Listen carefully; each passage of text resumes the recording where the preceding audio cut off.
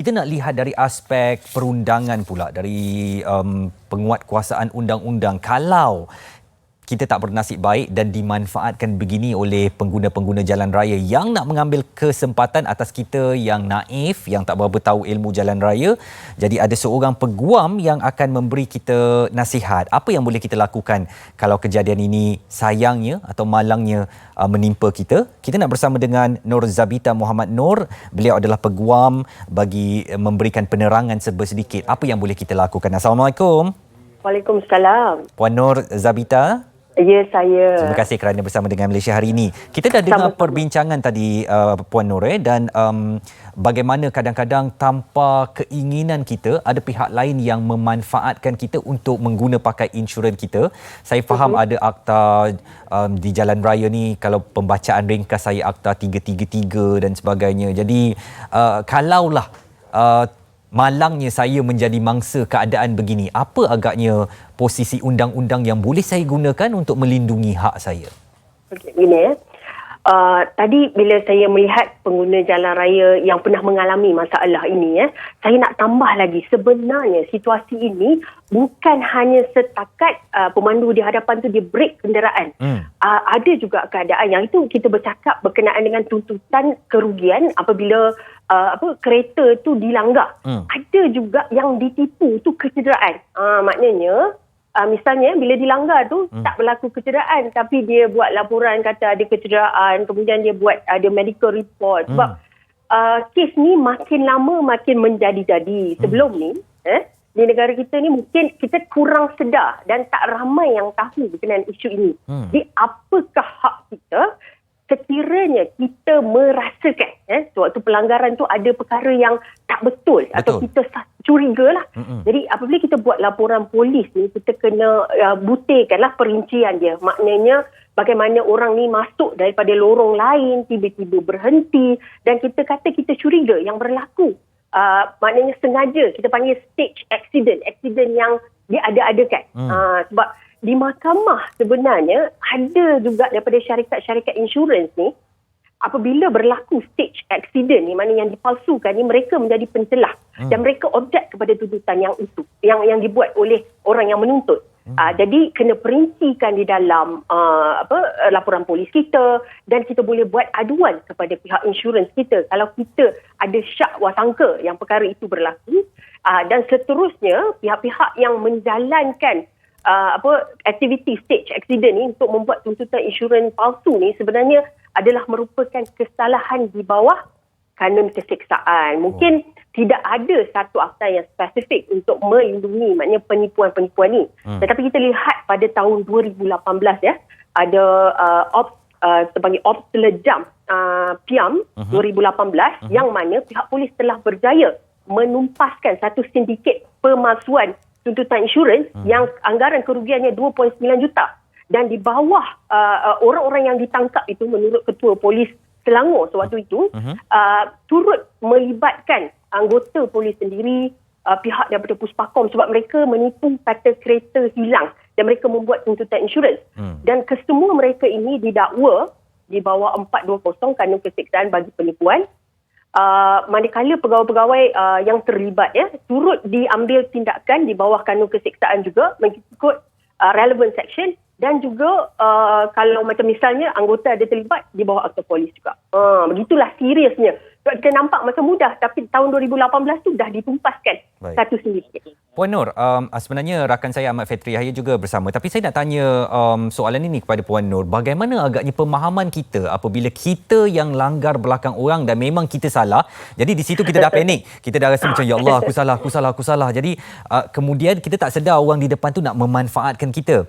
Jadi bagaimana agaknya pemahaman ini perlu dibetulkan, terutamanya oleh pemandu-pemandu muda dan sebagainya, pemandu wanita mungkin, yang jangan panik dan anda kena fahami keadaan betul-betul yang mana kalau boleh fight, kita fight keadaan tu.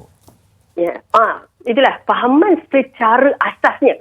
Apabila kita melanggar daripada belakang, maksudnya kita yang salah. Sebab kita selalu dengar orang kata langgar daripada belakang, kita yang salah. Betul. Sebenarnya tidak. Tetapi, misalnya macam tadi ada satu video tu yang dia langgar double line. Sepatutnya itu tak boleh. Jadi sebab itu saya kata tadi kita kena spesifikkan, letakkan perincian di dalam laporan kita. Misalnya kereta di hadapan saya telah secara tiba-tiba memasuki lorong kanan. Jadi sekiranya mereka melanggar peruntukan undang-undang pemanduan di jalan raya, walaupun kita langgar daripada belakang, masih mereka dianggap salah. Jadi anggapan bahawa melanggar daripada belakang memang 100% salah sebenarnya tak betul tu. Sebab bila laporan polis dibuat, keterangan kita diambil oleh polis, nanti polis akan membuat siasatan berkenaan dengan, dia akan tengoklah perincian jalan, ada lakaran, rajah lakaran jalan raya tu, dan dia akan putus. Kalau tengok video paparan ini memang terang-terang kenderaan depan tu minta langgar. Dia potong garisan double dan juga masuk macam tu sahaja. Jadi ini boleh jadi satu sindiket lah. Bagaimana Puan Nur kalau kita pasang dashcam tadi, seperti seorang pengusaha bengkel Iskandar ni katakan pasang dashcam, bolehkah perkara-perkara itu dibawa sebagai bahan bukti ke mahkamah? Okey, ini adalah satu nasihat yang sangat baik. Sebenarnya boleh digunakan. Sebab yang menjadi isu sekarang apabila berlaku pelanggaran di antara kedua pihak dan kita tidak ada bukti.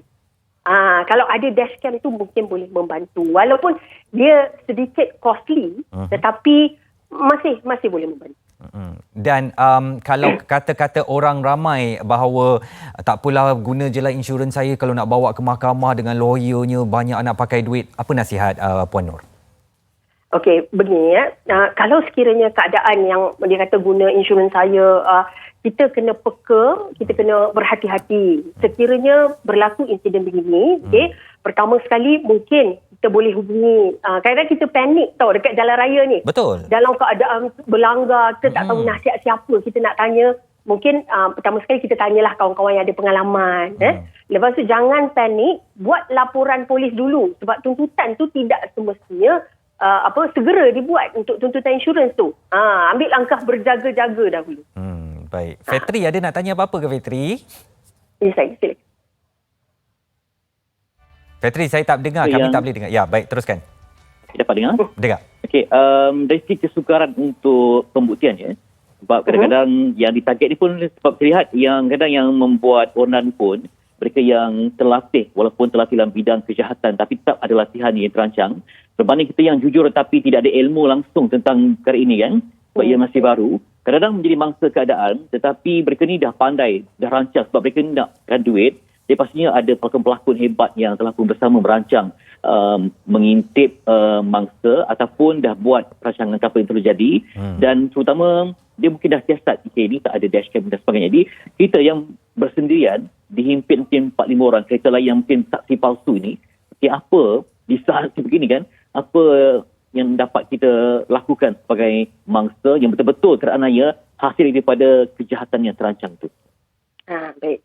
Ini pertama sekali sebelum berlakunya aksiden, sebab itu pentingnya untuk kita sentiasa berwaspada apabila kita bawa kereta ni. Kadang-kadang memang ada kereta melulu, tetapi kita tengok yang tadi pemanggil tadi bagaimana dia berhati-hati. Itu yang pertama. Yang keduanya, sewaktu siasatan polis sebenarnya kalau kita langgar daripada belakang, ini kita kata yang di hadapan ada satu kereta, di tengah-tengah ada kereta dan di belakang lagi kereta kita. Tiba-tiba dia berhenti dan kita langgar daripada belakang. Dan adakah kereta yang kita langgar itu mematuhi jarak? Dia ada jarak di antara kereta hadapan dengan belakang ni. Jadi sewaktu siasatan sebenarnya, pihak polis akan tahu kalau orang yang di hadapan ni menipu. Dia kata, tak adalah, saya dah dengan dia dah berjarak. Tetapi keadaan kemalangan tu, maknanya macam contoh kereta tu tersodok ke bawah. Itu adalah pembuktian yang merupakan sebenarnya jarak tu sangat rapat di antara kereta hadapan dengan lagi satu. Sebab ada juga keadaan sebenarnya scam ni, bila kereta dia dah pernah berlanggar sikit dekat belakang tu, ada scratch sikit, sengaja dia diberikan langgar untuk dituntut insurans. Sebab yang sebelum ni dia tak tuntut insurans, mungkin kesalahan sendiri.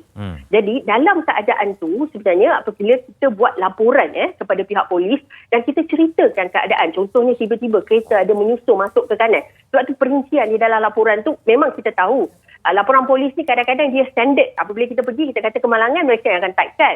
Tapi kita kena maklumkan juga, kita request lah untuk masukkan perkataan di situ. Jadi daripada siasatan itu, memang kita ni bukan penyiasat, yang menyiasat adalah pihak polis. Jadi perkara itu mungkin membantu untuk siasatan daripada pihak polis untuk memutuskan pelanggar itu siapa yang salah. Yang seterusnya, kalau masih dibuktikan yang kata kita salah, mungkin kita boleh hubungi syarikat insurans untuk memaklumkan berkenaan dengan isu. Itulah sebab betul seperti yang dikatakan, kita ni jujur. Yang buat jahat ni dia dah terlatih dah, dia dah tahu apa nak buat. Tapi kita ni kena ambil langkah-langkah yang begitulah. Baik, satu kupasan yang cukup mendalam dan memberi kita perspektif yang baharu tentang apa hak kita dan apa yang boleh kita lakukan kalau berdepan dengan situasi tak dijangka ni. Saya suka tadi perkataan dia, stage accident, iaitu satu pementasan kepada kemalangan ini dibuat-buat supaya dia boleh memanfaatkan insurans kita. Saya nak ucapkan terima kasih kepada Puan Nur Zabita Muhammad Nur Peguam kerana berkongsikan pandangan beliau. InsyaAllah kita berjumpa lagi. Dan ini satu kupasan yang mendalam bagaimana kami nak bawakan kesedaran ini kepada anda di luar sana, terutamanya pagi-pagi ni mungkin sekejap lagi baru nak ke pejabat ni. Hati-hati, kadang-kadang bukan kesalahan kita memandu tu, kesalahan orang lain, tapi kita yang kena tanggung. Yang penting anda jangan panik dan juga kalau boleh laburlah sedikit wang ringgit untuk dapatkan dashcam kerana dashcam tu merekod segala-galanya dan boleh dibawa ke mahkamah kalau nak dijadikan bahan bukti. Elakkan orang-orang yang sekarang dalam keadaan zaman pandemik ni masing-masing terdesak, masing-masing perlu cari satu jalan supaya boleh mendapatkan duit, ada kalanya dia menggunakan pihak lain untuk memenuhi matlamat itu.